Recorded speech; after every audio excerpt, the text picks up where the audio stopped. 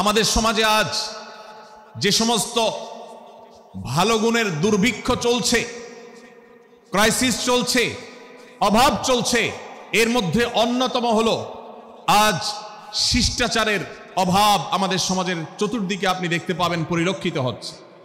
আমাদের শিশু থেকে নিয়ে কিশোর, যুবক থেকে নিয়ে মধ্যবয়স্ক সকল শ্রেণী মানুষের মধ্যে আজ আদব এবং শিষ্টাচারের ভয়াবহ অভাব আমরা দেখতে পাচ্ছি।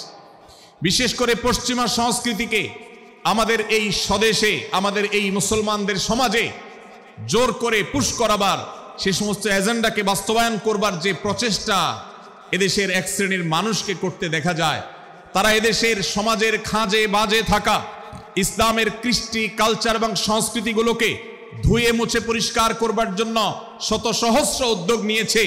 আমাদেরকে কোরআনের শিক্ষা ধারণ করে, কোরআনের শিক্ষাকে প্রচার করে, কোরআনের শিক্ষাকে প্রতিষ্ঠিত করে ব্যক্তির মধ্যে, ঘরে, পরিবারে, সমাজে, রাষ্ট্রে, সংবিধানে, আইনে, সংসদে, সর্বত্র কোরআনের শিক্ষাকে বাস্তবায়ন করে সেই সমস্ত বিন্দেশি অপসংস্কৃতি চাপিয়ে দেওয়ার ষড়যন্ত্রকে মোকাবেলা করতে হবে ইনশাআল্লাহ। ভাইরা আমার, আর সেজন্য সূরা হুজরাতের এই শিষ্টাচারের শিক্ষা আমাদের জীবনে খুবই গুরুত্বপূর্ণ। আমরা যখনই কোনো সম্মানীয় ব্যক্তির কাছে আমরা থাকব, তাদের কথার উপরে কথা বলা, তাদের সাথে তর্ক করা, তাদের সামনে আগ বেড়ে কথা বলা, এমনকি তারা যখন চলবেন তাদের সামনে সামনে হাঁটা, এই সবগুলো কোরআনের এই শিষ্টাচারের যে শিক্ষা আছে এর পরিপন্থী। প্রিয় নবী সাল্লাল্লাহু আলাইহি সাল্লামের সময়কার একটি ঘটনা, এক ব্যক্তি তার বাবার সাথে হেঁটে যাচ্ছিলেন, বোঝা যাচ্ছিল না যে তাদের মধ্যে বাবাকে সন্তানকে। অনেক সময় বাপ সন্তানের বাহ্যিকভাবে দেখে বোঝা যায় না, এরকম কোনো কোনো ক্ষেত্রে হয়। জিজ্ঞেস করা হলো তাদেরকে, তোমাদের মধ্যে বাবাকে সন্তানকে? বলা হলো যে অমুক বাবা, অমুক সন্তান। তখন নির্দেশনা দেওয়া হলো যে সন্তান তার হাঁটা এবং চলার মধ্য দিয়ে এই বিনয়ের প্রকাশ ঘটাতে হবে, আনুগত্যের প্রকাশ ঘটাতে হবে, সম্মান এবং শ্রদ্ধার প্রদর্শন করতে হবে, যার মধ্য দিয়ে বোঝা যায় যে কে সন্তান আর কে বাবা, এটার জন্য জিজ্ঞেস করতে না হয়। আজ আমাদের যারা তরুণ আছি, আমরা যুবক আছি, আমরা অনেকেই পশ্চিমা সংস্কৃতি দ্বারা প্রভাবিত হয়ে আমরা শিষ্টাচারের এই গণ্ডি এবং সীমানা পার হয়ে চলে গেছি। কোরআন আমাদেরকে শিষ্টাচারের শিক্ষা দিচ্ছে যে আমরা সিনিয়রদের সামনে বিনয়ের সাথে আচরণ করব, তাদের সামনে সামনে চলা থেকে বিরত থাকব, যথাসম্ভব তাদেরকে অনুসরণ করার চেষ্টা করব, তাদের সাথে কথা হবে, তাদের আগ বেড়ে কথা হবে না, তাদের কোনো জিজ্ঞাসা থাকলে সেটার উত্তর হবে বিনয়ের সাথে। এই শিষ্টাচারের শিক্ষা আমাদেরকে দেয়া হয়েছে। এবং একইভাবে সূরা হুদে নবী সাল্লাল্লাহু আলাইহি সাল্লামের সাথে আরেকটি শিষ্টাচার শেখানো হয়েছে, তা হলো আল্লাহ রাব্বুল আলামিন আমাদের কণ্ঠকে, আমাদের আওয়াজকে, আমাদের কথাকে নবী সাল্লাল্লাহু আলাইহি সাল্লামের কথার চাইতে যেন আগ বেড়ে না যায়, তার চাইতে যেন উঁচু কণ্ঠে আমরা কথা না বলি, তার চাইতে যেন উচ্চস্বরে কথা না বলি, সেই শিক্ষা দিয়েছেন। সেই শিষ্টাচারের শিক্ষা আমাদেরকে দেওয়া হয়েছে। ভাইরা আমার, প্রিয় নবী সাল্লাল্লাহু আলাইহি সাল্লামের সাহাবীরা নবী সাল্লাল্লাহু আলাইহি সাল্লামের প্রতি আদব এবং শিষ্টাচার এত বেশি প্রদর্শন করতেন যে নবী করিম সাল্লাল্লাহু আলাইহি সাল্লামের প্রতি এই শিষ্টাচারের কথা যখন বলা হয়, সাহাবীরা অনেকে নবী করিম সাল্লাল্লাহু আলাইহি সাল্লামের সাথে কথা বলতে রীতিমতো ইতস্তত বোধ করছিলেন যে কিভাবে কথা বলবো, না জানে জোরে হয়ে যায় এবং তাতে না জানে আমি বেয়াদবের কাতারে শামিল হয়ে যাই, শিষ্টাচার বহির্ভূত কাজ করে ফেলি। এবং আল্লাহ তাআলা যে সতর্কীকরণ করেছেন সূরা হুজরাতের এই 1 থেকে 5 নম্বর আয়াতের মধ্যে, তার আওতায় আমি না জানে পড়ে যাই। তখন সাহাবায়ে কেরাম বিনয় এবং বিনম্রতা অবলম্বন করেছেন এবং তারা একরকম বিপাকে পড়ে গেছেন। এতটা তারা সভ্য ছিলেন, এতটা তারা নম্র ছিলেন, এতটা তারা বিনম্র আচরণ করতেন নবীজির সাথে। ভাইরা আমার, এই বিষয়টিও আমরা শুধুমাত্র আমাদের প্রিয় নবীজির জন্য নয়, এটি আমাদের মা বাবা, আমাদের সম্মানের পাত্র যারা আছেন, আমাদের বয়সে যারা সিনিয়র আছেন, তাদের সামনে কথা বলার সময় আমরা মেনটেন করে চলবো। অর্থাৎ আমরা উচ্চ কণ্ঠে তাদের সামনে কথা বলবো না। এই মাহফিলে এখনো শত শত হাজারো মানুষ হয়তো এমন আছেন যারা মায়ের সামনে, বাবার সামনে, বড় ভাইয়ের সামনে, শিক্ষকের সামনে, সিনিয়রদের সামনে, মুরব্বীদের সামনে, ওলামাদের সামনে উচ্চ কণ্ঠে কথা বলেন। প্রিয় ভাইরা আমার, আমরা মুসলমানদের সন্তান, আমরা মুহাম্মদ সাল্লাল্লাহু আলাইহি সাল্লামের উম্মত, আমরা আবু বকর, ওমর, ওসমান, আলী রাদিয়াল্লাহু আজমাইনের অনুসারী, আমরা কোরআনের অনুসারী। কোরআনের অনুসারী কখনো বেয়াদব হতে পারে? কোরআনের অনুসারী কখনো বেয়াদব হতে পারে? কোরআন যে শিষ্টাচারের শিক্ষা দিয়েছে, এই শিক্ষা আজ আমাদের মধ্যে ধারণ করতে হবে, আমাদের সন্তানদের শেখাতে হবে, আমাদের ঘরে ঘরে এই শিক্ষা চর্চা করতে হবে, আমাদের সমাজে এটিকে প্রতিষ্ঠিত করতে হবে। পশ্চিমা সংস্কৃতির যে ছোবল, সে ছোবল আমাদের সন্তানদেরকে আজকাল অনেক ক্ষেত্রে বেয়াদবে পরিণত করছে, তাদের অনেক সময় শিষ্টাচার থেকে বের করে দিচ্ছে। তারা কখনো স্বাধীনতার নামে, কখনো মত প্রকাশের নামে, কখনো বিভিন্ন নামে তারা কিন্তু হারিয়ে যাচ্ছে। আজকের এই বাস্তবতাকে উপলব্ধি করে সূরা হুজরাতের 1 থেকে 5 নম্বর আয়াত এর শিক্ষাকে আমাদের মধ্যে ধারণ করতে হবে। আল্লাহ তাআলা আমাদের সবাইকে সেই তৌফিক দান করুন। ভাইরা আমার, সূরা হুজরাতের প্রথম বার্তা প্রিয় নবী সাল্লাল্লাহু আলাইহি সাল্লামের সাথে শিষ্টাচার, আল্লাহ এবং তার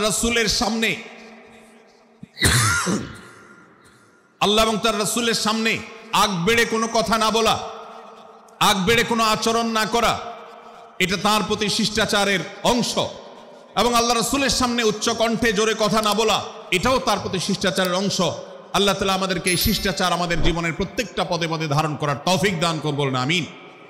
ভাইরা আমার, সূরা হুজরাতের দ্বিতীয় যে শিক্ষা, সেই শিক্ষাটা বর্ণিত হয়েছে এই সূরার 6 থেকে 8 নম্বর আয়াত।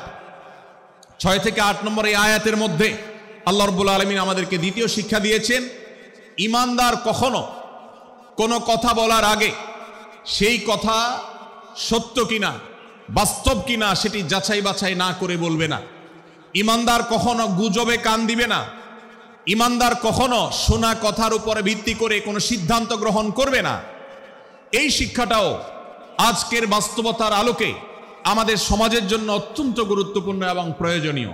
প্রিয় ভাইরা আমার, আমাদের চতুর্পাশে যদি আমরা তাকাই, আমরা দেখতে পাবো সোশ্যাল মিডিয়াতে, ফেসবুকে আজকাল কোনো তথ্য উপাত্ত পেলে সেটার পরখ করা ছাড়া, যাচাই বাছাই করা ছাড়া, সত্য অসত্য নিরূপণ করা ছাড়া আমরা অনেকে সেটার প্রচার প্রচারণা নেমে যাই। আমরা অনেকে সেটার শেয়ার দেওয়া শুরু করে দেই।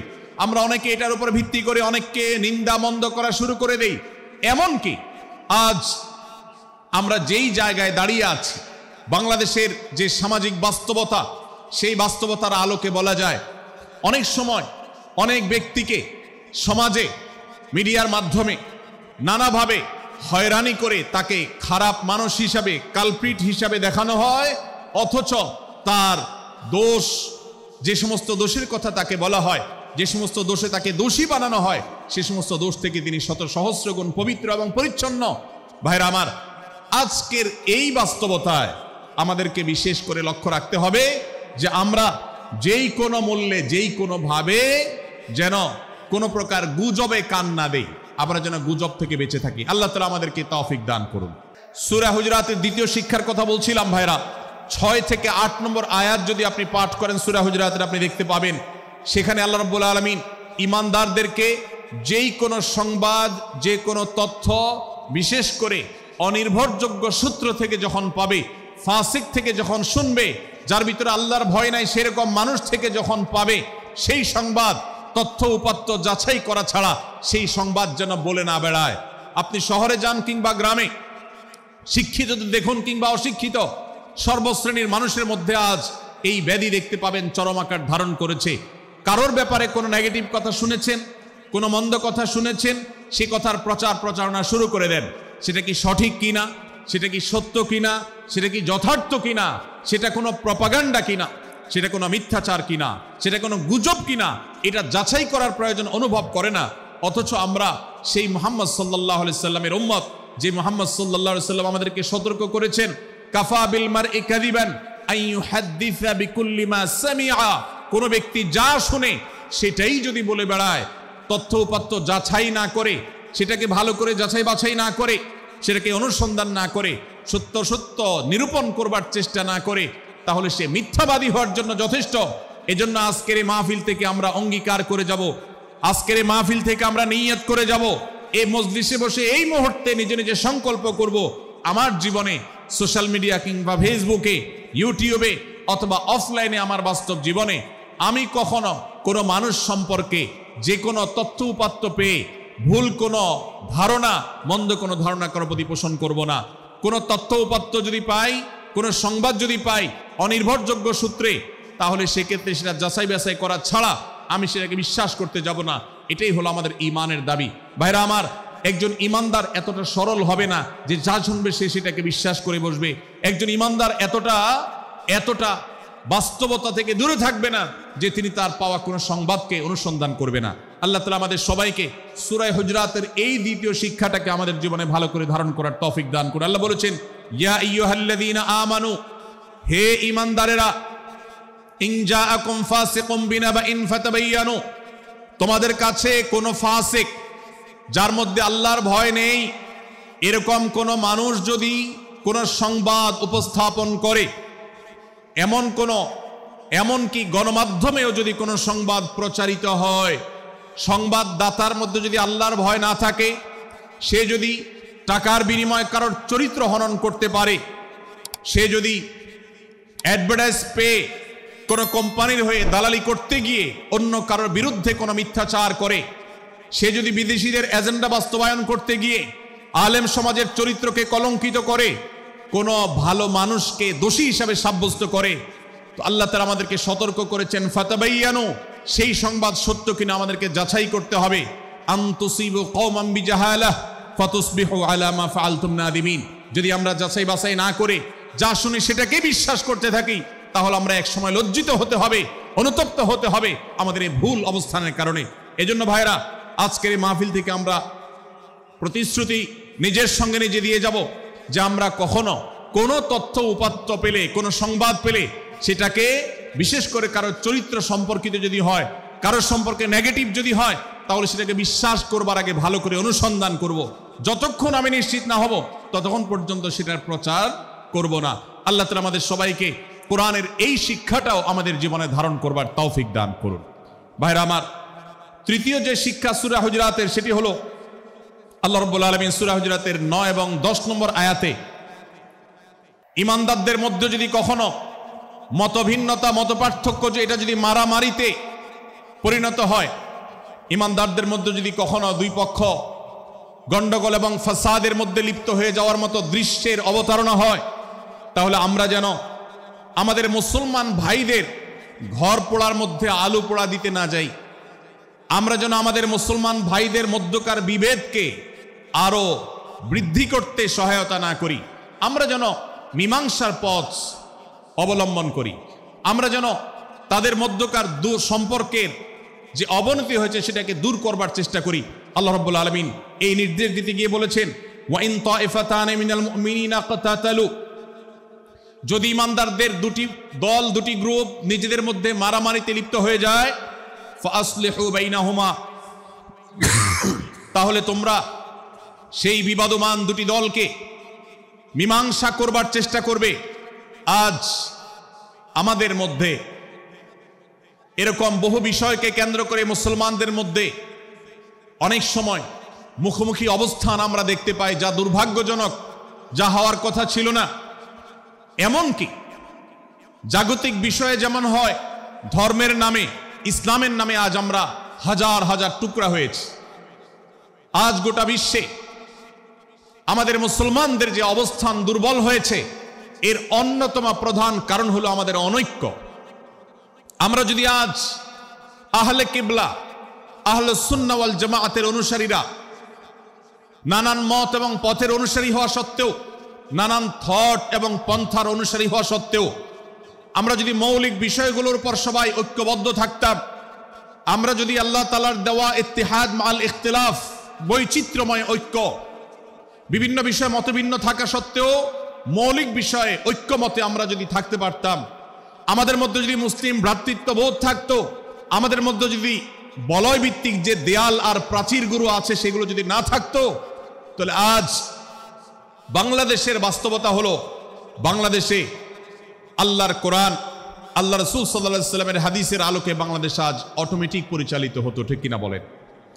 আমরা যদি আজ ঐক্যবদ্ধ থাকতাম, তাহলে এদেশের হাতে গোনা যাবে এরকম স্বল্প সংখ্যক নাস্তিকেরা, ইসলাম এবং মুসলমানদের শত্রুরা, তারা আমাদেরকে নিয়ে তারা আজ যে খেলা খেলছে, আমাদেরকে যে তারা শাসন করছে, আমাদেরকে যে তারা তাদের অধীনস্থ করে রাখছে, আমাদের উপরে যে আজ ভিনদেশি কালচার চাপিয়ে দিচ্ছে, আমাদের উপরে তারা যে আজ কর্তৃত্ব করছে, আমাদেরকে আজ টুকরা টুকরা করছে, এই দুঃসাহস তারা কোনোদিন দেখাতে পারতো না যদি আমরা ঐক্যবদ্ধ থাকতাম। ভাইরা আমার, এই জন্য আমরা সব বিষয়ে সবাই একমত হব না। আজকের এই মাহফিলে যত মানুষ এসেছেন সবাই সব বিষয়ে একমত নন। এমনকি আজকের এই মাহফিল কর্তৃপক্ষ যে আয়োজন করছেন 3 দিন ব্যাপী, এই মাহফিলে আপনারা দেখেছেন এখানে কওমি এবং আলিয়া উভয় জায়গা থেকে বক্তা নির্বাচন করা হয়েছে, অসাধারণ সমন্বয় করা হয়েছে। এটি একটি ঐক্যের বার্তা। আমরা আশা করব মাঠ পর্যায়ে আমরা যারা কাজ করব, আমরা প্রত্যেকে আমাদের অন্য মতের, ভিন্ন মতের যে সমস্ত মুসলমান ভাইরা আছেন তার সাথে আপনার কোনো থটগত মত পার্থক্য থাকতে পারে, চিন্তাগত কোনো ভিন্ন মত থাকতে পারে, কিন্তু দিন শেষে তিনি আপনার মুসলমান ভাই। তার আল্লাহ আর আপনার আল্লাহ এক, তার রাসূল এবং আপনার রাসূল এক, তার কিবলা এবং আপনার কিবলা এক, তার কোরআন আর আপনার কোরআন এক, তার নামাজ আর আপনার নামাজ এক, তার রোজা আর আপনার রোজা এক, তার যাকাত এবং আপনার যাকাত এক, তার সাথে আপনার মোটা এবং মৌলিক বিষয়ে কোনো মত পার্থক্য নাই। অতএব ছোটখাটো বিষয়কে কেন্দ্র করে আপনি যদি তাকে আপনার প্রতিপক্ষ মনে করেন, আপনি যদি তাকে আপনার শত্রু মনে করেন, এটা হবে আপনার ইসলামের জন্য, আপনার জন্য, এদেশের মুসলমানদের জন্য সবচেয়ে বড় ভুল। ভাইরা আমার, হারদুই হজরত আশরাফ আলী থানভী রহমতুল্লাহ আলাইহির সর্বশেষ খলিফা আবরাল হক সাহেব রহমতুল্লাহ আলাইহি বলতেন, दीन के हर काम करने वालों को रफीक समझो, फरीक न समझो। যারাই আল্লাহর দ্বীনকে বুলন্দ করবার জন্য, যারাই আল্লাহর দ্বীনকে সেবা দেওয়ার জন্য, খেদমত করার জন্য কাজ করছে, তার পদ্ধতি তোমার থেকে ভিন্নতর হতে পারে। তাকে তুমি তোমার বন্ধু মনে করো, সহযাত্রী মনে করো, পথযাত্রী মনে করো, সহযোদ্ধা মনে করো, তোমার প্রতিপক্ষ মনে করবে না। প্রিয় ভাইরা আমার, আজ বাংলাদেশে ইসলাম যতটা পিছিয়ে আছে তার প্রধান কারণ হলো আমাদের অনৈক্য। আজ আমরা যদি আমাদের মধ্যকার যে সমস্ত দেয়াল এবং প্রাচীরগুলো, অদৃশ্য প্রাচীরগুলো উঠে আছে, যেগুলো আমাদের মুসলিম ভ্রাতৃত্বকে ভেঙে খান খান করে দিয়েছে, টুকরো টুকরো করে দিয়েছে, যদি আজ আমরা সে সমস্ত অদৃশ্য প্রাচীরগুলো দূরে সরাতে পারতাম, আমার ভিন্ন মতের ভাইকে যদি আমার ভাই মনে করতে পারতাম, তার যদি আমি কল্যাণকামী হতে পারতাম, আল্লাহর কোরআনের ঘোষণা অনুযায়ী এই মুসলমানদের ঐক্যবদ্ধ শক্তিকে দমাবার শক্তি পৃথিবীর কারোর নাই, কারোর নাই, কারোর নাই। আজ আমার ভাইয়েরা ফিলিস্তিনে মার খাচ্ছে, যদি আজ গোটা বিশ্বের মুসলমানরা আমরা ফিলিস্তিনে মুসলমানদের উদ্ধারের ব্যাপারে ঐক্যবদ্ধ থাকতাম, ফিলিস্তিনে মুসলমানের দিকে চোখ তুলে তাকাবার শক্তি বিশ্বের কোনো কাফেরদের থাকতো না। আজ যদি আমরা আমাদের মুসলমান নির্যাতিত ভাইদের ব্যাপারে সারা বিশ্বের মুসলমানরা ঐক্যবদ্ধ অবস্থান গ্রহণ করতে পারতাম, মুসলমানের দিকে চোখ তুলে তাকাবার শক্তি বিশ্বের কোনো কারোর থাকতো না। ভাইরা আমার, গোটা বিশ্বে ঐক্য প্রতিষ্ঠা করা আপনার আমার মতো সাধারণ মানুষের দ্বারা হয়তো সম্ভবপর হবে না, কিন্তু আমরা যারা মাঠ পর্যায়ে কাজ করছি, আমি আপনাদেরকে করজোড় করে অনুরোধ করতে চাই। আমি জানি আপনার এলাকাতে, আপনার মহল্লাতে আপনার সাথে অন্য মুসলমান ভাইদের অনেক ক্ষেত্রে মতভিন্নতা আছে। সেটা রাজনৈতিক দৃষ্টিভঙ্গির ক্ষেত্রে হতে পারে, সেটা ধর্মীয় থট এবং মানহাজ, মাযহাব, মাসলাকগতভাবে হতে পারে, সেটা অন্য কোনো ইস্যুভিত্তিক মত পার্থক্য হতে পারে। আল্লাহর জন্য, আল্লাহর ওয়াস্তে, আল্লাহর ওই আয়াতকে মেনে আমল করার চেষ্টা করি আমরা। আল্লাহ বলেছেন, ওয়া'তাসিমু বিহাবলিল্লাহি জামিআন ওয়া লা তাফাররাকু, তোমরা আল্লাহর রশিকে সবাই ঐক্যবদ্ধভাবে আঁকড়ে করে ধরো, ঐক্যবদ্ধভাবে আল্লাহর রশিকে আঁকড়ে ধরো, তোমরা পরস্পর বিচ্ছিন্ন হয়ে যেও না। আমরা অনেক ফরজের কথা শুনেছি, নামাজ রোজা ফরজ আমরা জানি, বাবা মার প্রতি সদ্ব্যবহার করার ফরজের কথা আমরা জানি, আত্মীয়তার সাথে সুসম্পর্ক, আত্মীয়তার বন্ধন রক্ষার কথা আমরা জানি, ফরজ হওয়ার কথা জানি, কিন্তু মুসলমানদের ঐক্যবদ্ধ থাকতে হবে এই ফরজের কথা আমরা অনেকেই জানি না। ভাইরা আমার, মুসলমানদেরকে আল্লাহ রাব্বুল আলামিন ঐক্যবদ্ধ থাকার নির্দেশ দিয়েছেন। এই ঐক্যটা এর মানে এই নয় যে সবাই এক মতের হয়ে যাবে সব বিষয়ে। বিভিন্ন বিষয়ে আমাদের মধ্যে মত পার্থক্য থাকবে, তারপরে আমরা একে অন্যের সহযোদ্ধা হব, সহযাত্রী হব, আমরা একে অন্যের কল্যাণকামী হব, একে অন্যের ভালো চাইব। আমার ভিন্ন মতের মুসলমানের কোনো ক্ষতিতে আমি খুশি হব না, তার ক্ষতিতে আমি কষ্ট পাবো, তার সাফল্যকে আমি এনজয় করব, আনন্দিত হব। এটা যদি করতে না পারি তো আমি কখনো খালেস এবং সাচ্চা মুসলমান হতে পারলাম না। আল্লাহ তাআলা আমাদের অন্তরগুলোকে উদার করে দিন, ব্রড করে দিন, প্রশস্ত করে দিন, বড় করে দিন, উম্মার ঐক্যের প্রয়াসী হওয়ার তৌফিক দান করুন বলুন আমিন। ভাইরা আমার, আমরা মহল্লায় মহল্লায়, এলাকায় এলাকায়, মসজিদে মসজিদে, আমাদের নিজস্ব বলয়ে, নিজস্ব অঙ্গনে আমরা চেষ্টা করব ভিন্ন ভিন্ন মতের মুসলিম ভাইকেও আমার ভাই হিসাবে আঁকড়ে ধরার, আপন করার। ডক্টর খন্দকার আব্দুল্লাহ জাহাঙ্গীর রাহমাহুল্লাহ এই অঞ্চলের সন্তান। তিনি বলতেন, বেদাতে লিপ্ত কোন মুসলমান, তার ব্যাপারেও আমি মনে করি আমার ভাই ভুলের মধ্যে আছেন, তার ব্যাপারে আমার মায়া মমতা কাজ করে, আমি তার কল্যাণকামী, তাকে আমার ভাই মনে করি। ঠিক একইভাবে আমার কোন মুসলমান ভাইয়ের সাথে যদি আমার ভিন্ন মতের কারণে আমার মনে হয় যে তিনি ভুল পথে আছেন, তারপর তাকে আমি শত্রু ভাববো না, তার অকল্যাণ আমি চাইবো না। আজ বাংলাদেশের বাস্তবতায় যদি আমরা তাকাই, দেখতে পারবো ইসলাম এবং মুসলমানদের যত শত্রু আছে, আমরা দেখেছি গত কয়েক যুগ ধরে তাদের নিজেদের মধ্যে হাজারো বিভক্তি, হাজারো মত পার্থক্য থাকা সত্ত্বেও মুসলমানদের শত্রুতা করার ব্যাপারে তারা সবাই ঐক্যবদ্ধ। অথচ আমরা মুসলমানরা আমাদের আল্লাহ, আমাদের রাসূল, আমাদের কোরআন, আমাদের কিবলা, আমাদের সবকিছু এক হওয়া সত্ত্বেও ছোটখাটো বিষয়কে নিয়ে আমরা আমাদের মধ্যকার বিভেদের প্রাচীরগুলোকে দাঁড় করিয়ে রেখেছি, যার কারণে আমরা গোটা বিশ্বে যেমন মার খাচ্ছি, আমাদের এই প্রিয় মাতৃভূমিতেও আমরা সংখ্যায় সবচেয়ে বেশি হয়েও আমরা কালচারালি মাইনরিটি হয়ে আছি, সংস্কৃতিতে আমরা সংখ্যালঘু হয়ে আছি। সব ক্ষেত্রে আমাদেরকে ইগনোর করা হয়। 4 লক্ষ মসজিদের এদেশে 4 লক্ষ ইমাম আছেন, 4 লক্ষ মুয়াজ্জিন আছেন। এই মসজিদগুলো এদেশে এর নেটওয়ার্ক যতটা শক্তিশালী, এদেশের সকল রাজনৈতিক দলগুলোর নেটওয়ার্ককে যদি একত্র করা হয়, মসজিদগুলোর মতো এতটা শক্তিশালী নেটওয়ার্ক এদেশের সমাজে নাই। কিন্তু ওলামা একরামকে ইগনোর করা হয়, মুসলমানদের ইগনোর করা হয়। এদেশের আইনে কোরআন এবং সুন্নাহ, এদেশের মুসলমানদের ধ্যান ধারণাকে কখনো বিবেচনায় আনা হয় না। এই যে মুসলমানদের আজ দুরবস্থা, এর অন্যতম প্রধান কারণ হলো আমাদের হাজার হাজার ভাগে বিভক্তি। এই বিভক্তির দেয়ালগুলোকে তুলতে হবে কি হবে না? যদি হয় তাহলে আপনি নিজে থেকে শুরু করে দিন। আপনি যেই মতই লালন করেন না কেন, আপনার ভিন্ন মতের মুসলমানকে আপনি ভাই মনে করবেন, তার সাথে বুক মিলাতে আপনার কষ্ট হবে না, তার সাথে বসতে আপনার অসুবিধা হবে না। ভিন্ন মতের আলেম, এক মতের আলেম আরেক মতের আলেমের সাথে বসতে অসুবিধা হবে না। এক মতের অনুসারী আরেক মতের অনুসারীকে ভাই বলতে অসুবিধা হবে না। আমরা সোশ্যাল মিডিয়াতে নিজেদের মধ্যে কামড়াকামড়ি করব না, নিজেদের মধ্যে আমরা ঝগড়া বিবাদ করব না। এবং যদি কেউ বিবাদে লিপ্ত হয়, সূরা হুজরাতের 9 এবং 10 নম্বর আয়াতের শিক্ষা বলছে, মুসলমানদের মধ্যে দুটি দল যদি মারামারিতে লিপ্ত হয়, তুমি সেখানে গিয়ে খোঁচাখুচি করে মারামারি বানানোর তো প্রশ্নই ওঠে না। বরং আল্লাহ বলছেন যে ফাসলিহু বাইনাহুমা, তাদের উভয়ের মধ্যে মীমাংসা করবার জন্য তুমি উদ্যোক্তা হও, তুমি উদ্যোগী হও।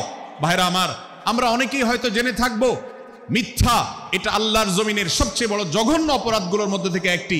একজন মুসলমান কোন অবস্থাতে মিথ্যা বলতে পারে না, কিন্তু কোন মুসলমান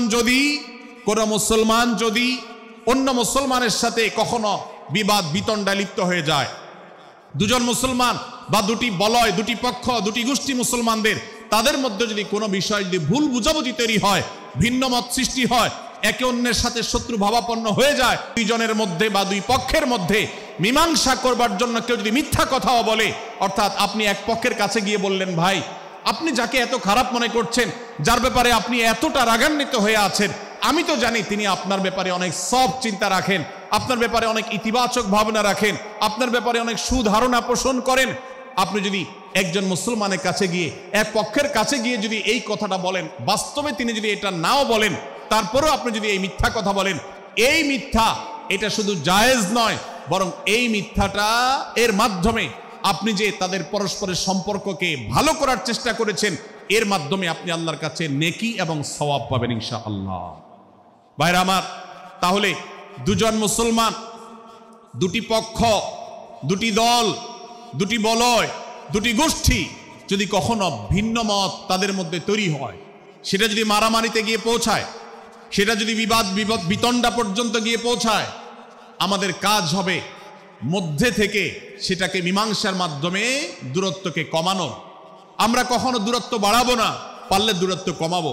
ডক্টর খন্দকার আব্দুল্লাহ জাহাঙ্গীর রহমতুল্লাহ একটা কথা বলতেন, মুসলমানদের বাড়িতে যে আগুন লেগেছে, বিভেদের আগুন, মতবিরোধের আগুন, মত পার্থক্য, এটা মতবিরোধে যে পৌঁছে গেছে, এ আগুন তিনি বলতেন, আমি নিভাবার মতো শক্তি আমার নাই, এত পাওয়ার নাই যে বহুদা বিভক্ত মুসলমানদেরকে আমি ঐক্যবদ্ধ করে ফেলবো, এত শক্তি আমার হাতে নেই। কিন্তু একটা শক্তি আমার কাছে আছে ভাই, সেটা হলো যে বিবাদমান মুসলমানদের মধ্যে বিবাদ যেন আর না বাড়ে, বিবাদের যে আগুন লেগেছে সে আগুনে যেন আর ঘি ঢালা না হয়, কেরোসিন ঢালা না হয়, সেজন্য আমি ভূমিকা রাখতে পারি। আমি আপনাদেরকে বিনয়ের সাথে অনুরোধ করতে চাই, যত বিষয় নিয়ে আমাদের মুসলমানদের পরস্পরের মত পার্থক্য আছে, হতে পারে সেটা মাসআলা নিয়ে, হতে পারে সেটা রাজনৈতিক অবস্থানকে কেন্দ্র করে, হতে পারে অন্য কোনো বিষয়কে কেন্দ্র করে, আল্লাহর ওয়াস্তে আপনি বিভেদ মিটাতে পারেন আর না পারেন, বিভেদ যেন না বাড়ে সেজন্য আপনি অবস্থান গ্রহণ করবেন। বিভেদ বাড়ার ক্ষেত্রে কোনো ভূমিকা পালন করবেন না এবং সব সময় উম্মার ঐক্য প্রয়াস চাইবেন, প্রয়াস চালাবেন, উম্মার ঐক্য চেষ্টা করবেন। আল্লাহর কাছে আপনি যে দোয়াগুলো করেন এর মধ্যে একটা দোয়া যেন এটাও থাকে, হে আল্লাহ, আমরা বহুদা বিভক্ত হয়ে গেছি, আমরা টুকরা টুকরা হয়ে গেছি, যার কারণে তোমার ভাষ্য অনুযায়ী ফাতাফশালু ওয়া তাযহাবা রিহুকুম, আজ আমাদের শক্তি শেষ হয়ে গেছে, আমরা দুর্বল হয়ে গেছি। আজ বাংলাদেশের বাস্তবতা যদি আমরা বলি, যে দেশের 90-95 ভাগ মানুষ মুসলমান, সে দেশে আজ হাতে গোনা কিছু নাস্তিক, কিছু ইসলাম বিদ্বেষী, মুসলমান বিদ্বেষীরা, তারা আমাদেরকে আজ উঠা বসা করায়, তারা আমাদের আইন নির্ধারণ করে, তারা আমাদের শাসক নির্ধারণ করে, তারা আমাদের সব বিষয়গুলোকে নির্ধারণ করে দেয়। আমাদের সন্তানরা পাঠ্যপুস্তকে কি পড়বে সেটাও ইসলাম বিদ্বেষীরাই ঠিক করে দেয়। ভাইরা আমার, এই অবস্থার যদি পরিবর্তন চাই তাহলে আমাদের মধ্যকার দূরত্বগুলো কমাতে হবে। এজন্য আপনার দোয়ার মধ্যে আল্লাহর কাছে নিবেদন করুন, আল্লাহ আপনি আমাদের মধ্যকার বিভেদগুলো কমিয়ে দিন, আল্লাহ আমাদের ওলামাদেরকে ঐক্যবদ্ধ করে দিন, আল্লাহ আমাদেরকে ইত্তেহাদ মাল ইখতিলাফ, বৈচিত্র্যময় ঐক্য, মতভিন্ন থাকা সত্ত্বেও মৌলিক বিষয় ঐক্যবদ্ধ হওয়ার তৌফিক দান করুন। সীসাঢালা প্রাচীরের মতো আমাদেরকে কাঁধে কাঁধ মিলিয়ে আল্লাহ এবং তার রাসূল সাল্লাল্লাহু আলাইহি সাল্লামের আদেশ নিষেধকে ব্যক্তি, সমাজ, পরিবার, রাষ্ট্রে সর্বত্র বাস্তবায়নের জন্য কাজ করার তৌফিক দান করুন। আমরা আমাদের দোয়ার মধ্যে মুসলমানদের ঐক্যের জন্য দোয়া করব তো ইনশাআল্লাহ। আল্লাহ তাআলা আমাদেরকে সেই তৌফিক দান করুন। ভাইরা আমার, তাহলে সূরা হুজুরাতের তৃতীয় শিক্ষা বলছিলাম, 9 থেকে 10 নম্বর আয়াতে আল্লাহ রাব্বুল আলামিন মুসলমানদের মধ্যে যদি কখনো বিবাদ, বিতণ্ডা, মারামারি, হানাহানি সৃষ্টি হয় তাহলে সেটিকে মীমাংসা করবার কথা বলেছেন। অতএব যদি কোনো স্বামী স্ত্রীর মধ্যেও কখনো মনোমালিন্য তৈরি হয়, আপনার যদি সেখানে ভূমিকা রাখবার সুযোগ থাকে, আপনি চেষ্টা করবেন উভয়ের মধ্যে দূরত্বটা কমাবার জন্য। আমরা অনেকে আজকাল নামাজ কালাম পড়ি, রোজা রাখি, দাড়ি রাখি, অনেক ভালো ভালো কথা বলি, অথচ দুজনের মধ্যে গন্ডগোল লাগলে আমরা সেখানে এক পক্ষ হয়ে আরেক পক্ষকে আমরা খেপিয়ে তুলি। পারলে অনেকে চগলখড়ি করেন, প্রত্যেক পক্ষের কাছে গিয়ে অপর পক্ষের ব্যাপারে মিথ্যা কথা বলে তাদের মধ্যে ভেজালকে আরো বাড়িয়ে দেন। এই জন্য নবী সাল্লাল্লাহু আলাইহি ওয়াসাল্লামের ঐতিহাসিক হাদিস রয়েছে, লা ইয়াদখুলুল জান্নাতা নাম্মাম, যে ব্যক্তি চগলখড়ি করে, দুজনের মধ্যকার গন্ডগোল ফাসাদ বৃদ্ধিতে যে ব্যক্তি ভূমিকা রাখে, ভেজাল লাগায়, এই চগলখোর কখনো জান্নাতে যাবে না। আমাদের অনেকেরই এই দুঃস্বভাব আছে, এই খারাপ চরিত্র আছে। সূরা হুজুরাত, এই যেন আমাদের আজকের যে সমাজ বাস্তবতা আছে, আমাদের যে ব্যাধি আছে ব্যক্তিগত পর্যায়ে, আমাদের পরিবারের, সমাজের সর্বত্র যে ব্যাধিগুলো ছেয়ে গেছে, সূরা হুজুরাতের প্রতিটি আয়াত যেন সেই ব্যাধির সবচেয়ে বড় মহৌষধ, সেটা যেন সবচেয়ে বড় প্রতিষেধক, সেটা যেন সবচেয়ে বড় সমাধান। এই জন্য আমি বলেছি শুরুতে, আমার যদি আল্লাহ শক্তি সামর্থ্য দিতেন, প্রত্যেক মুসলমানের হাতে পায়ে ধরে সূরা হুজুরাতের 18টি আয়াত, প্রত্যেকটি আয়াত আমি আমার মুসলমান ভাইদেরকে বলতাম, বারবার পড়ুন, বারবার পাঠ করুন, বোঝার চেষ্টা করুন, জীবনকে পরিবর্তন করুন। এদেশে নামাজি মুসলমান আপনি কম বেশি পাবেন, এদেশে রোজাদার মুসলমান কম বেশি পাবেন, এদেশে হজ আদায়কারী মুসলমান কম বেশি পাবেন, এদেশে তাসবিহরত মুসলমান কম বেশি পাবেন, কিন্তু এদেশে আচার আচরণ, কাজ কারবার, আখলাক এবং বান্দার হক এবং অধিকার, অন্যের অধিকার সংশ্লিষ্ট বিষয়ে সচেতন মুসলমান আপনি খুব বেশি পাবেন না। আর এই জন্যই আমাদের জান্নাতের পথে অনেক বড় অন্তরায় হয়ে আছে। আজ আমাদের চরিত্রগুলো নষ্ট হয়ে গেছে। আমরা নামে মুসলমান, আমরা চগলখড়ি করি, আমরা নামে মুসলমান, দুজনের মধ্যে গন্ডগোল সৃষ্টি করে দেই। গন্ডগোল আগে থেকে সৃষ্টি থাকলে সেটাকে বাড়াবার চেষ্টা করি। আমরা নামে মুসলমান, আমাদের শিষ্টাচার নাই, আদব নাই, লেহাজ নাই। এই জন্য সূরা হুজুরাতের প্রতিটি আয়াত আমাদেরকে শিক্ষা দেয়। আল্লাহ তাআলা আমাদের সকলকে এই শিক্ষাগুলো আজকের এই মাহফিল থেকে আমাদের বুকের ভেতরে পরম যত্ন সহকারে নিয়ে যাওয়ার এবং আমাদের জীবনকে পরিবর্তন করার তৌফিক দান করুন। ভাইরা আমার, তৃতীয় এই শিক্ষাটি শেষ করে আমি বলতে চাচ্ছি, চতুর্থ আয়াতে আল্লাহ রাব্বুল আলামিন আমাদেরকে বলেছেন, আমরা যেন কেউ কাউকে নিয়ে বিদ্রূপ না করি, ব্যঙ্গ না করি, কেউ কাউকে যেন বাজে নামে না ডাকি, কেউ যেন কাউকে খোঁচাখুচি না করি, কেউ যেন কাউর নাম বিকৃত করে তাকে না ডাকি। ভাইরা আমার, এই আয়াতটি আমি শুরুতে তেলাওয়াত করেছি। আল্লাহ বলেছেন, ইয়া আইয়ুহাল্লাযীনা আমানু লা ইয়াসখার কওমুম মিন কওমিন আসা আন ইয়াকুনু খায়রাম মিনহুম। হে ঈমানদারেরা, হে মুসলমানেরা, তোমাদের কেউ যেন অন্য কারোর নাম ধরে অন্য কাউকে ব্যঙ্গ বিদ্রূপ ঠাট্টা না করে। আমরা একে অন্যকে নিয়ে ঠাট্টা করি কি করি না? বিদ্রূপ করার রোগ আমাদের মধ্যে আছে না নাই? ভাইরা আমার, জাগতিক বিষয় তো আছেই, এমনকি দুর্ভাগ্যজনক বাস্তবতা হলো ধর্মের নামে, ইসলামের নামে একদল মুসলমান অপর দল মুসলমানকে নিয়ে হাসি, ব্যঙ্গ, বিদ্রূপ, রাশাহাসি এবং নাম বিকৃত করা এবং খোঁচাখুচি করা, এই কাজগুলো আমাদের মধ্যে আছে না নাই?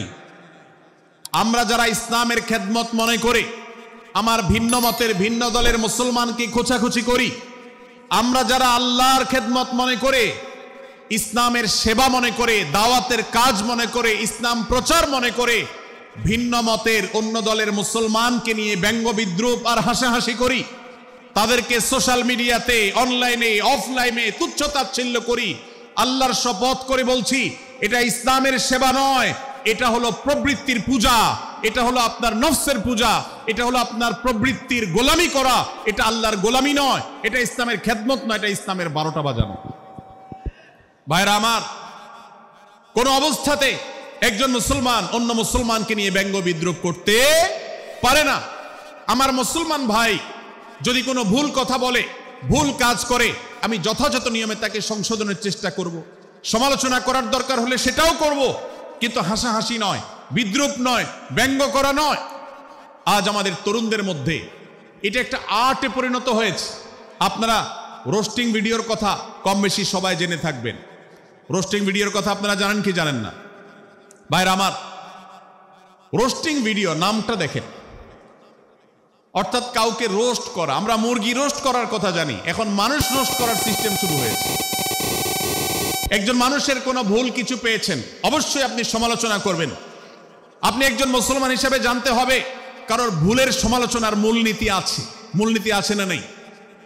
কোরআন এবং সুন্নাহর বাতানো যে প্রিন্সিপাল, সেটাকে লক্ষ্য করে, সেটাকে আমলে নিয়ে, সেটাকে ধরে ধরে যদি আপনি সমালোচনা না করেন, তাহলে আপনার এই সমালোচনা এটাই আপনাকে জাহান্নামে নেওয়ার কারণ হতে পারে। ভাইরা আমার, আপনি কাউকে রোস্ট করার নামে, কাউকে সমালোচনা করার নামে, হতে পারে কেউ ভুল করেছেন, কিন্তু সেটা করতে গিয়ে যদি তার অধিকার নষ্ট করেন, আপনি সীমা ছাড়িয়ে চলে যান, আপনি যদি ব্যঙ্গ বিদ্রূপ করে হারামের পর্যায়ে চলে যান, তাহলে সূরা হুজরাতের আয়াতের আলোকে আপনি কবিরা গুনাহে লিপ্ত হলেন। আমরা অনেকে আছি যে ব্যক্তিগত পর্যায়ে এই বিদ্রূপ করাটাকে আমরা কোনো বিষয় মনে করছি।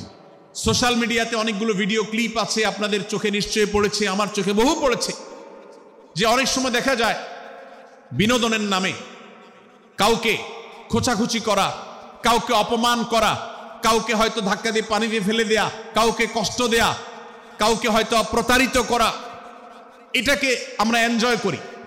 অনেক ভিডিও ক্লিপে দেখা যায় এভাবে কাউকে কোনোভাবে অপমানিত করে, কাউকে কোনোভাবে ধোকা দিয়ে বোকা বানিয়ে আমরা এনজয় করি, আমরা হাসাহাসি করি।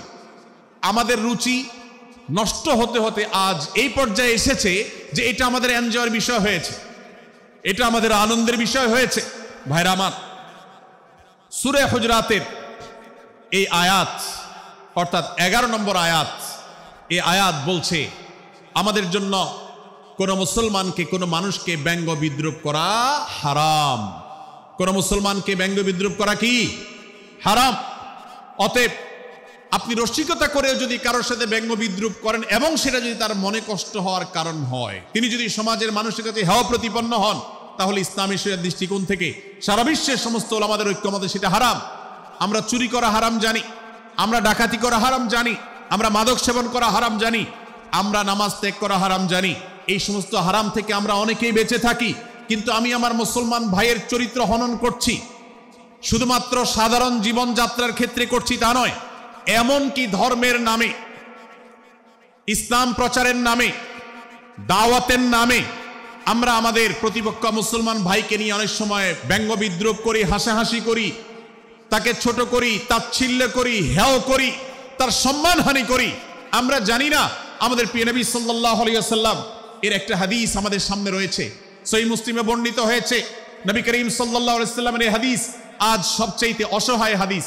অসহায় হাদিস এই জন্য বললাম যে আজকের এই হাদিসের উপরে কেউ আমল করে না, এই হাদিসটাকে কেউ পাত্তা দেয় না, এই হাদিসকে কেউ গুরুত্ব দেয় না।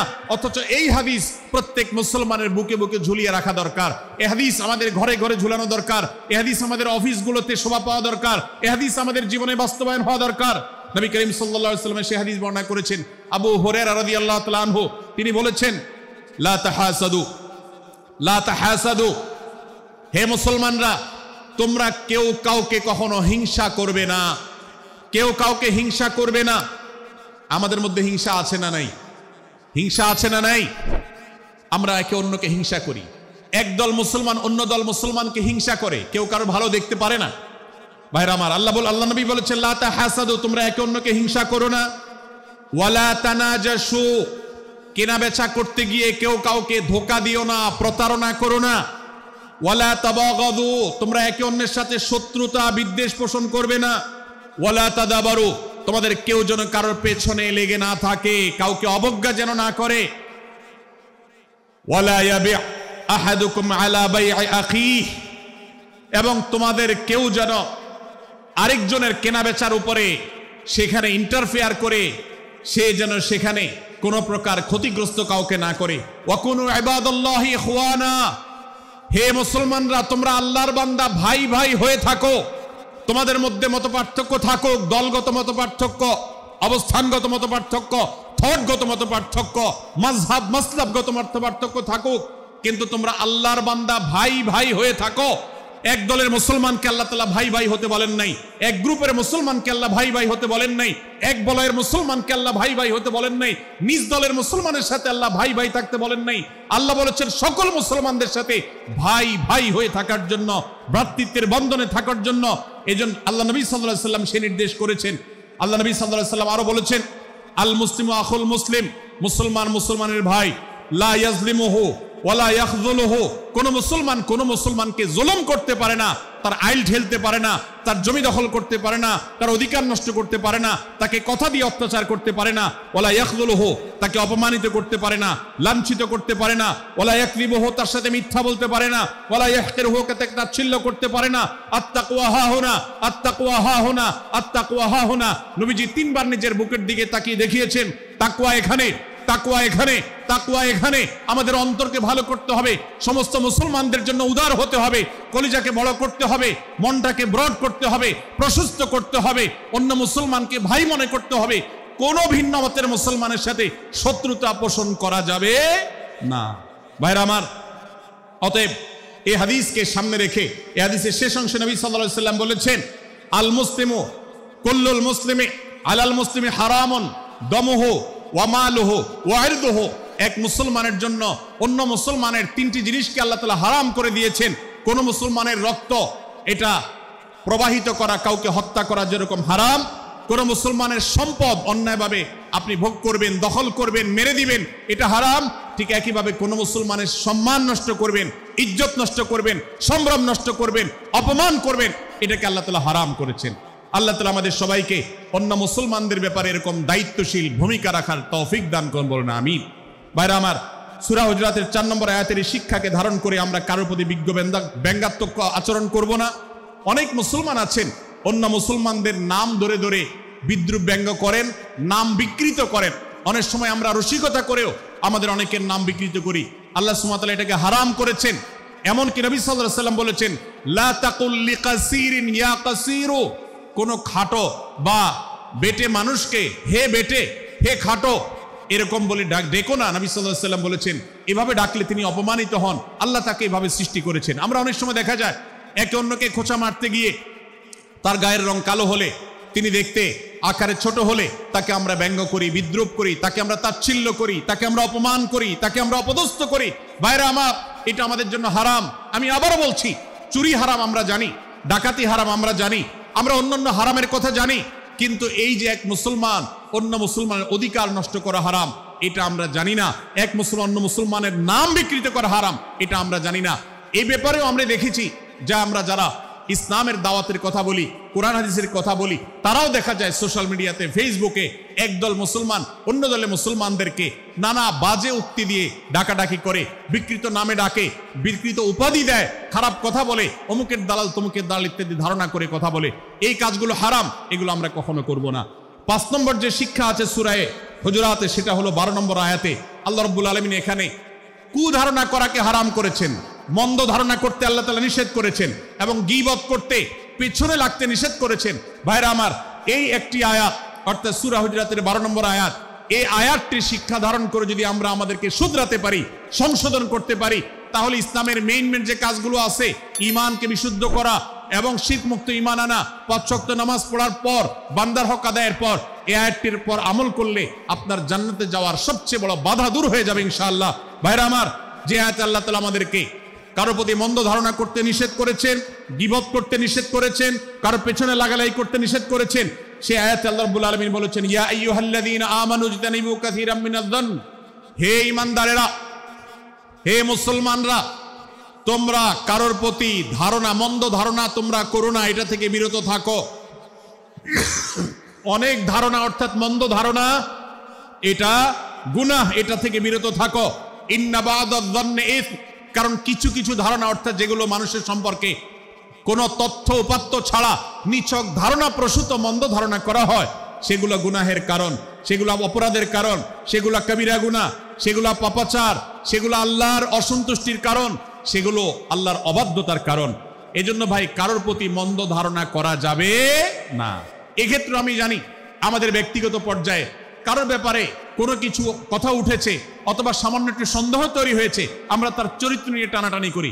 আমরা জানি না একজন মুসলমানের চরিত্রের মূল্য কত বড়। আমার কাছে সুস্পষ্ট প্রমাণ আসার আগ পর্যন্ত কোনো মুসলমানের চরিত্র নিয়ে আমার ব্লেম করবার কোনো অধিকার আমার নাই। এই জন্য একজন মুসলমান কখনো কারো প্রতি কুধারণা করবে না, মন্দ ধারণা পোষণ করবে না, খারাপ ধারণা পোষণ করবে না। আল্লাহ তাআলা আমাদেরকে এবং মুসলমানের সম্পর্কে খারাপ ধারণা করা থেকে বেঁচে থাকার তৌফিক দান করুন। সূরা হুজরাতের 12 নম্বর আয়াতে আল্লাহ রাব্বুল আলামিন আমাদেরকে সূরা হুজরাতের 5ম শিক্ষা দিয়েছেন। মুসলমানদের জন্য যা গুরুত্বপূর্ণ তা হলো আমরা কারোর প্রতি মন্দ ধারণা করব না। এক্ষেত্রে ডক্টর আব্দুল্লাহ জাহাঙ্গীর রাহিমাহুল্লাহর একটা উক্তি আমার মনে পড়ে। তিনি বলেছেন যে আজ আমাদের যারা ধর্মচর্চা করি, আমরা যারা নিজেদেরকে প্র্যাকটিসিং মুসলমান মনে করি, আমাদের সবচেয়ে, হুজুরদের সবচেয়ে পছন্দের গুনাহ হলো মন্দ ধারণা করা, অন্যের ব্যাপারে খারাপ ধারণা করা। অমুক অমুকের দালাল, তথ্য উপাত্ত ভিত্তি প্রমাণ ছাড়া নিছক ধারণার উপর ভিত্তি করে অন্য মুসলমান ভাইকে আমি এরকম নানা তকমা দিয়ে আমরা কবিরা গুনাহে লিপ্ত হচ্ছি। আমরা এই বদ ধারণা করা, মন্দ ধারণা করা যে কবিরা গুনাহ অনেকে জানি না। অনেকে অনেকের পেছনে লাগছি, অনেকে অনেকের ওয়াজ শুনছি দোষ বাইর করার জন্য, স্ট্যাটাস পড়ছি ভুল বাইর করার জন্য। এই যে মানুষের পেছনে লাগা, এটা আল্লাহ তাআলা নিষেধ করেছেন, ওয়ালা তাজাসসু, তোমরা কেউ কারোর ছিদ্র অন্বেষণ করার, দোষ আবিষ্কার করার চেষ্টা করবে না, এবং ওয়ালা ইয়াগতাব বা'দুকুম বা'দা, কেউ কারোর গীবত শিকায়াত করবে না। এই আয়াতে আমাদেরকে কেউ কারোর পেছনে পরনিন্দা করতে নিষেধ করেছেন। ইসলাম বলে আমরা মানুষের সামনে মানুষের ভুলের কথাগুলো বলবো বিনয়ের সাথে, যাতে তিনি সংশোধিত হন, আর তার পেছনে প্রশংসা করব। আমরা করি উল্টা, আমরা মানুষের সামনে এসে মানুষের প্রশংসা করি আর তার পেছনে গিয়ে তার দুর্নাম করি। ইসলামকে যদি আমরা মানতাম, সমাজটা সুন্দর হয়ে যেত। আমরা যদি সামনে কারোর দোষ বলতাম তাহলে তিনি সংশোধিত হতেন, আর পেছনে যদি গুণ বলতাম তাহলে তিনি ভালো সেখান থেকে শিক্ষা গ্রহণ করতেন। সূরা হুজরাতের 6 নম্বর শিক্ষা 13 নম্বর আয়াতে আল্লাহ তাআলা বলেছেন যে আমাদের সবার গোড়া কোত্থেকে এসেছে, আমাদের গর্বের কোনো বাহ্যিক কারণ নাই তাকওয়া ছাড়া। আল্লাহ বলেছেন, ইয়া আইয়ুহান নাস ইন্না খালাকনাকুম মিন যাকারিন ওয়া উনসা, হে মানুষ সকল, তোমাদেরকে আমি মানুষ, নারী এবং পুরুষ, আদম এবং হাওয়া থেকে সৃষ্টি করেছি। ওয়াজআলনাকুম শুউবান ওয়া ক্বাবাইলা লিতাআরাফু, বিভিন্ন গোত্রে তোমাদেরকে আমি বিভক্ত করেছি পরিচয়ের জানার জন্য, সুবিধা শুধুমাত্র। আর আল্লাহ বলেছেন শেষে, ইন্নাল্লাহা আলিমুন খাবীর, তোমরা কি করো আল্লাহ জানে। অতএব আমাদের কারোর পর কারো কোনো শ্রেষ্ঠত্ব নেই তাকওয়া ছাড়া। আল্লাহ বলেছেন, ইন্না আকরামাকুম ইনদাল্লাহি আত্তাকুম, আমাদের মধ্যে সবচেয়ে মর্যাদাবান হবে তিনি যার মধ্যে তাকওয়া সবচেয়ে বেশি হবে। আমাদের কোনো বংশগত গৌরব, কোনো অঞ্চলগত গৌরব, অন্য কোনো গৌরব আমাদের থাকবে না, শুধু তাকওয়ার গৌরব আমাদের থাকতে পারে। সেটাও গর্ব, নিষিদ্ধ গর্ব বা অহংকারের মতো নয়, বরং সেটা আমাদের বিনয়ের জায়গা। সর্বশেষ 7 নম্বর যে শিক্ষা সূরা হুজরাতের রয়েছে, সেটা 14 এবং 14 থেকে 18 নম্বর আয়াতে আল্লাহ তাআলা ঈমান এবং ইসলামের চিহ্ন উল্লেখ করেছেন। যে 6টা শিক্ষা উল্লেখ করা হয়েছে, এর আলোকে মুসলমানকে মুনাফিককে সেটা নিরূপণ হবে। এজন্য আল্লাহ তাআলা শেষে এটি উল্লেখ করেছেন। এই 7টি শিক্ষাকে ধারণ করে আমরা আমাদেরকে ভালো মুসলমান হিসেবে গড়ে তোলার চেষ্টা করব, আমাদের জীবনকে সাজাবার চেষ্টা করব। আল্লাহ তাআলা আমাদের সবাইকে তৌফিক দান করুন। আমি আবারও এক নজরে বলে শেষ করছি, সূরা হুজরাত কোরআনে কারীমের 26তম পারার একটি সূরা, 49 নম্বর সূরা, কোরআনের 18টি আয়াতের আছে। প্রথম থেকে 5 নম্বর আয়াত পর্যন্ত আল্লাহ রাসূলের সাথে আদব লেহাজ বজায় রাখা, শিষ্টাচার মেনটেন করা এবং সম্মানীয় ব্যক্তিদের সাথেও এখান থেকে আমরা শিক্ষা নিয়ে আদব লেহাজ বজায় রাখা, তাদের সামনে আগ বেড়ে কথা না বলা, আগ বেড়ে কাজ না করা, উচ্চকণ্ঠে কথা না বলায় শিক্ষা আল্লাহ দিয়েছেন। দ্বিতীয়ত, আমাদেরকে কোনো সংবাদ, বিশেষ করে অনির্ভরযোগ্য তথ্যের সংবাদ শুনে আমাদেরকে কারোর ব্যাপারে ধারণা করার আগে আল্লাহ তাআলা আমাদেরকে যাচাই করার শিক্ষা দিয়েছেন। আমরা যেন গুজবে, আমরা যেন ধারণাপ্রসূত কোনো তথ্যে আমরা যেন কান না দেই, সেই শিক্ষা আল্লাহ আমাদেরকে দিয়েছেন। এটি 6 থেকে 8 নম্বর আয়াতে, 9 থেকে 10 নম্বর আয়াতে আল্লাহ তাআলা মুসলমানদের 2 গ্রুপের মধ্যে গন্ডগোল দেখা দিলে মীমাংসা করতে বলেছেন। এবং 4 নম্বর শিক্ষা 11 নম্বর আয়াতে বিদ্রুপ করতে নিষেধ করেছেন আল্লাহ তাআলা, কারণ নাম ধরে ব্যঙ্গ করাকে হারাম করা হয়েছে। এবং 5 নম্বর শিক্ষা 12 নম্বর আয়াতে আল্লাহ তাআলা দিয়েছেন, কারোর প্রতি মন্দ ধারণা করা যাবে না, কারোর পেছনে লাগা যাবে না, এবং কারোর মন্দ নামে কাউকে ডাকা যাবে না, কারোর সমালোচনা তার পেছনে করা যাবে না, এগুলোকে হারাম করা হয়েছে। 6 নম্বর শিক্ষা 13 নম্বর আয়াতে আল্লাহ বলেছেন, আমাদের সবার মধ্যে কারোর কোনো শ্রেষ্ঠত্ব নাই তাকওয়া ছাড়া। যার তাকওয়া যত বেশি, আল্লাহ ভীতি যত বেশি, তিনি আল্লাহর কাছে তত শ্রেষ্ঠ এবং সেরা। 7 নম্বর সর্বশেষ শিক্ষা হলো 14 থেকে 18 নম্বর আয়াতে আল্লাহ রাব্বুল আলামিন ঈমানদারদের আলামত, মুনাফিকদের আলামত উল্লেখ করেছেন। সেখান থেকে শিক্ষা নিয়ে আমরা আমাদের ঈমানকে পরখ করার চেষ্টা করব, আমাদের আমলকে পরখ করার চেষ্টা করব। আল্লাহ তাআলা আমাদেরকে সূরা হুজরাতের আলোকে আমাদের জীবনকে গঠন করার তৌফিক দান করুন, বলুন আমিন।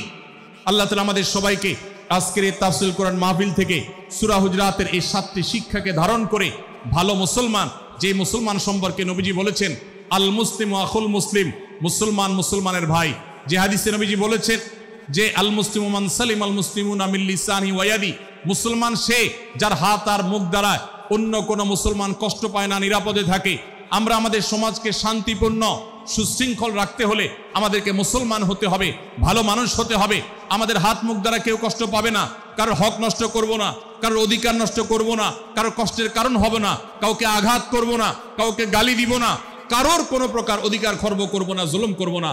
আল্লাহ তাআলা আমাদের সবাইকে কোরআন এবং হাদিস যে মুসলিমের চিত্র অঙ্কন করেছে, কোরআন এবং হাদিসে মুসলিমের যে রূপরেখা বর্ণনা করেছে, কোরআন এবং হাদিসে যে আদর্শ মুসলমানের চিত্র উপস্থাপন করেছে, আল্লাহ আমাকে, আপনাকে, আমাদের সবাইকে সেই মুসলমান হওয়ার তৌফিক দান করুন, বলুন আমিন।